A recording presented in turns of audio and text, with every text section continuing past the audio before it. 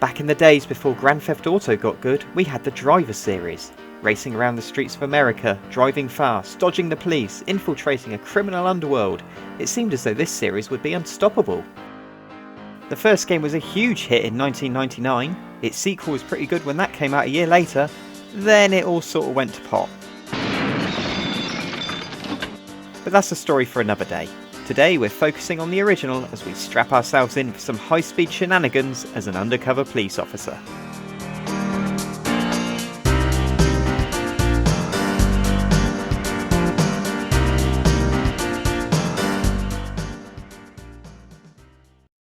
Look, we need you to go under, but no one's gonna know except me. If I bring anyone else in, I'll let you know.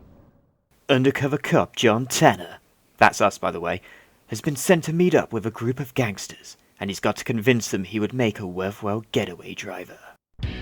As it's the opening level of the game, basically the tutorial, it shouldn't be too difficult. God damn! You crazy? God damn! You crazy? You wrecked the car, man! What we actually have here is probably the most infamous tutorial level in history. You've got a checklist of manoeuvres you need to pull off to showcase your talent. It doesn't matter what order you do them in, but keep an eye on the stopwatch, because they don't give you long. It is excessively difficult to get through, considering it's meant to be the first thing you do in the game. Growing up, I never managed it. I just had to satisfy myself with the free ride mode. It took me years of practice to get beyond this bloody car park. Even now I still find it unnecessarily tough. But after quite a few attempts, it's finally looking like I might just manage it. Come on, surely this time. Yes!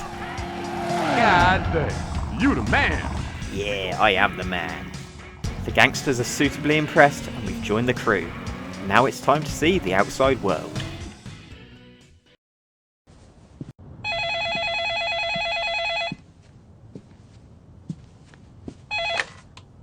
Hey, now we've seen you do a slalom in a car park, we completely trust you and have all sorts of dangerous jobs for you to do. Fancy it? Considering how tricky the tutorial level was, the first actual missions are surprisingly easy. We're thrown straight into the action by becoming the getaway driver for a bank robbery. We make our way to the bank, get shouted at for arriving too early, come back a few seconds later, pick up the robbers and speed off into the distance, avoiding the police along the way. That's the basic formula for quite a lot of missions in Driver. Funnily enough, there's a lot of driving involved, although there are enough variations within that to keep it interesting. In this level, for example, you get to chase a speedboat, clearly a disgruntled bullseye winner.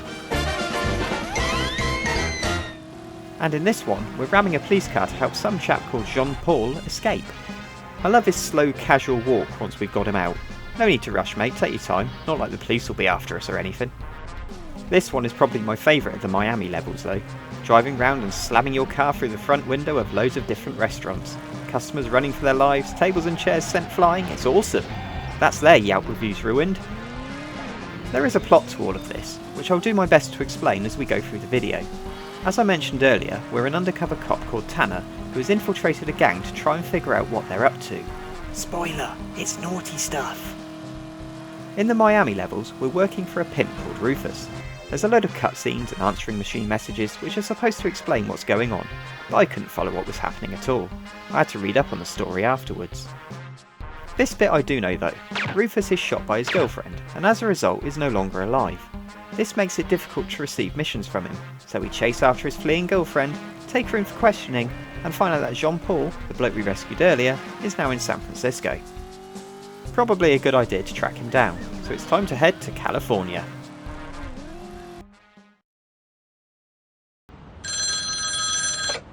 Hey, you're that bloke who hates restaurants, right?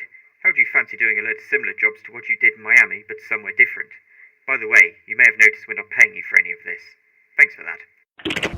A brand new city means a brand new map. Just like Miami, all the roads are straight lines. Not a single curve to be seen anywhere. Now I know that a lot of big American cities are laid out in grid patterns like this, but in the entirety of Driver there's not a single corner that isn't a right angle. So you're going to get pretty good at making 90-degree turns. Anyway, we're now working for some bloke called Custodi, the head of this seemingly nameless gang we're investigating. One of the first missions in San Francisco is called the Briefcase, where you drive to different points across the city, a bit like a relay race. It's tougher than it sounds because you're travelling a long way across the map against the clock, so the damage becomes a factor, but eventually I managed it with a little bit of health to spare. You're then given the briefcase to deliver, so off we go and... hold on, I've still got the same damage! That's right, you've got to do the whole of the relay section, deliver the briefcase to the other side of the Golden Gate Bridge, and drive back again, all on the same health meter. Wow! With my car on the verge of detonating and the police still after me, there was no chance of me being able to complete this. I was stuck, and my only choice was to reset the game. I needed to get through the relay section with minimal damage, which basically means avoiding the police at all costs. If your felony bar is at 0, the police won't chase you. However, they get a bit upset if they catch you speeding or ramming other vehicles, so the key is to be a model citizen when they're nearby. It's not always easy, as the temptation to race past them at a million miles an hour is sometimes overwhelming, especially as you've got to keep an eye on that time limit. But eventually I managed to keep the fuzz off my tail, pick up the briefcase and do the final part of the mission. That was tough. It gets easier again after that. There's a fun level where you need to scare the bejesus out of some bloke in a taxi by doing a load of stunts and dangerous driving.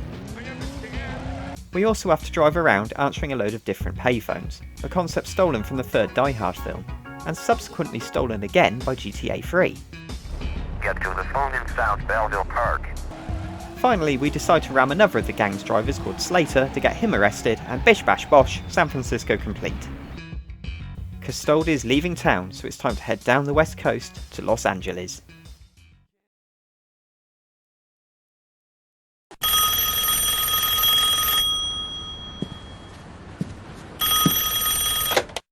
So, you made it past the long-ass briefcase mission. I'm impressed.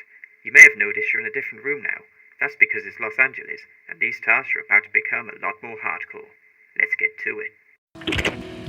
Here we are in LA, where Custode is planning to assassinate an FBI agent. There's some prep work to do first though, such as stealing a police car and driving it to the other side of the city while keeping it in tip-top-ish condition. LA is quite a disappointing map really, just a lot of long straight roads, but luckily we've only got a handful of missions to do here. It took a few attempts, including once where I may have rolled the police car, but it's been delivered and everyone's happy. Well, except the police, probably. Next, we have to chase someone around and just make sure we stick with them until the end of the time limit. Easy. Now it's time to take out Mr. FBI man, Bill Maddox. We have to convince our police buddy that old Bill has to show up, otherwise our cover will be blown. He can put some armour on, he should be fine. Put a vest on him, wrap him up in bodyguards, pull what strings you can, but make sure he's seen at the Chinese theater. Do what it takes, I'm staying under. Unfortunately, the armour isn't very effective versus headshots, so he's dead, and we drive our gangster mates back to the hideout. A garage filled with traffic cones. Stylish. There's one more mission to do where we pick up some more gangsters, someone else gets shot, and we go and hide in the same disgusting garage. Job done. That's it for Los Angeles. Strangely, the weather was absolutely atrocious for our entire time here. I always thought LA was nice and sunny, but apparently it's just constant thunderstorms. The rain does have an effect on car control. It takes longer to slow down and it's a lot more slidey when you turn, so it does make things a bit trickier. Perhaps it's the game's way of making things a smidge harder, as the LA missions weren't that difficult. We also spent a lot less time here than we did in San Francisco or Miami, probably because the weather was so miserable. Just one map remains. We're flying clear across the states to the Big Apple. It's time for New York.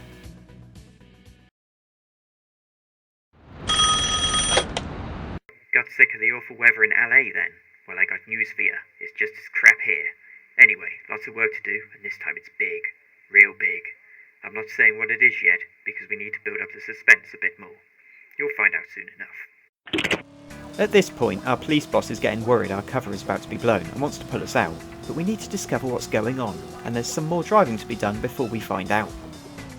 We're starting off by driving to Grand Central Station, doing a switch with a shady guy in a Stetson, then driving back while being chased by mysterious black cars. In the next mission we have to cause the accident, where I just ended up rolling a police car in what has to be one of the tamest crashes in history. It turns out though that we don't have to destroy the other bloke's vehicle, and following him until the end of the time limit does the trick. We then have to drive an extremely fragile cab across the city. It can only take a few hits before it's totaled, so this level was a bit harder than it looks, even when trying to drive carefully and avoiding the police.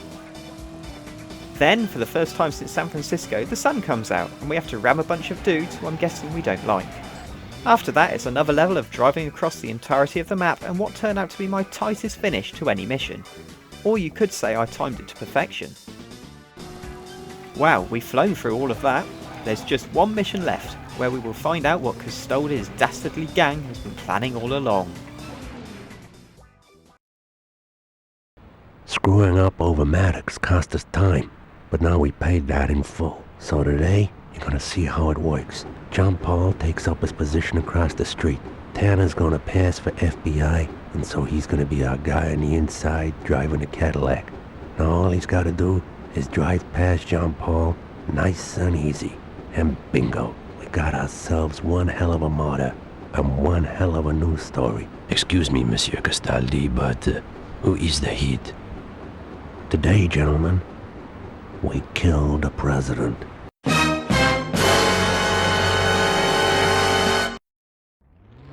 These guys don't mess around. We've killed an FBI agent already, and now we're jumping up to finishing off the president. Except, of course, we're not. Tanner isn't a shady criminal gangster, he's just an undercover cop. So it's time to end our infiltration and focus our attention on keeping the president alive. This is the final mission in the game, and based on how most of the other levels have been so far, this shouldn't take too long to complete.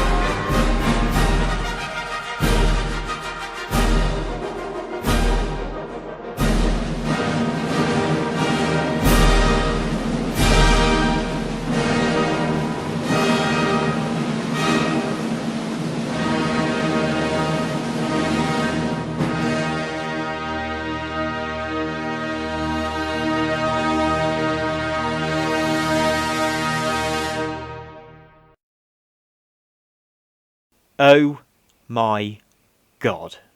If you thought the car part was bad, if you thought the briefcase was bad, they are both nothing compared to how difficult this final mission is. The police, the FBI, whoever else is chasing you, they are absolutely relentless in smashing into your car. It's a constant stream of vehicles ramming you from behind, ramming you from the side, ramming you head on, for practically the whole length of the map. Then you throw in the roadblocks, the civilian traffic, the immovable lampposts, the corners of the buildings, the wet weather, and then it gets so dark that you can't even see where you're going. This level is insane. There's no real strategy here, aside from sticking to the straightest route possible. All you can do is try and control the car as much as you can from the continuous ramming and keep it pointing in the right direction. If you don't, the cop cars swarm on you and you're screwed. Up until now I had done the game on the medium difficulty, but after an hour on this level I hadn't even made it halfway to the final destination. I had to turn it down to easy. And even that didn't help much. Still I wasn't making much progress. I was getting slightly further now, but I was still a long way off the finish. All I could do was keep trying, keep practicing, in the hope that eventually the planets would align and I would survive to the end.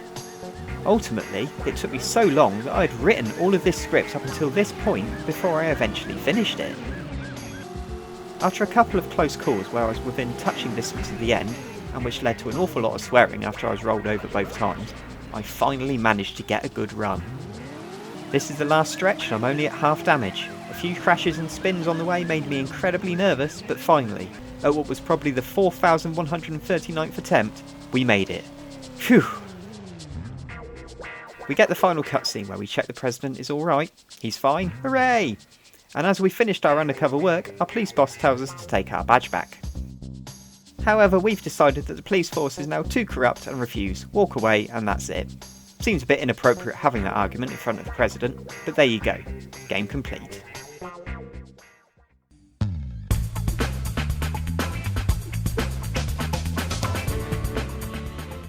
It's been one hell of a ride, one that's taken about 20 years in fact. This is one of the games that came with my very first PlayStation 1, and I'd never completed it before until now.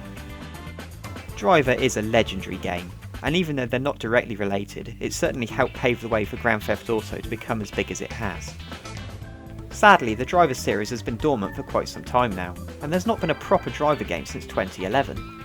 It never really regained its popularity in the early 2000s, due to a combination of the terribleness of Driver 3 and just how awesome Grand Theft Auto 3 was. But this one is well worth remembering, as is Driver 2 in fact, so maybe we'll play through that one in the future.